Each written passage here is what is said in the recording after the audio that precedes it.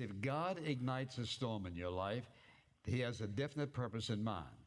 And let's say that you are a Christian and you're just sort of drifting along and everything's fine. God has a purpose for your life, and so what does He do? He just either sends a storm or allows a storm in your life to get your attention, because what gets our attention is heartache, troubles, trials, difficulty, persecution, you name it. He's got our attention.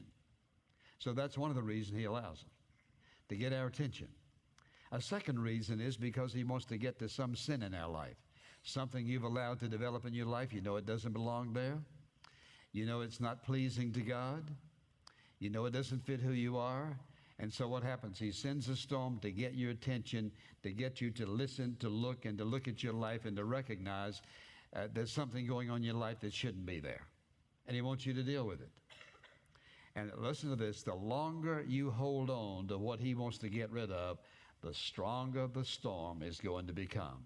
And many people, it may begin with a little wind. And for many other people, it ends up to a hurricane for the simple reason they refuse to acknowledge that God is up to something in their life.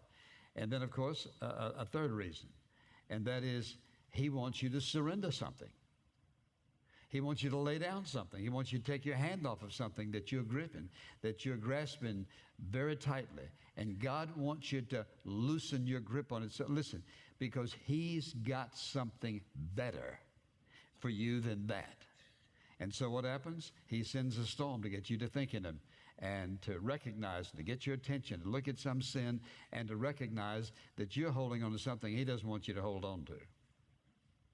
And all of us have been there. So, you know, you can sit here and think, well, that doesn't really apply to me. Yes, it does. We've all been there. There's another reason, and that is He wants us to conform us to His image. He says, stop being conformed to the likeness of the world, and be ye transformed by the renewing of your heart, that you may prove what is the good and perfect will of God. That is, God's ultimate goal is to shape us into the likeness of His Son. So what does He do? He gets our attention. He deals with sin. He brings us to surrender. He wants to conform us to His likeness. Because you see, another reason is He has a purpose. That is, He wants to equip us to serve Him. So you ask yourself the question, what storm are you going through in life? What is it that's giving you a real difficult time right now? What is it that you'd like to change if you could? What is it that is bringing you pain, heartache, and suffering and disappointment? And oftentimes maybe anger. Maybe you're angry at God.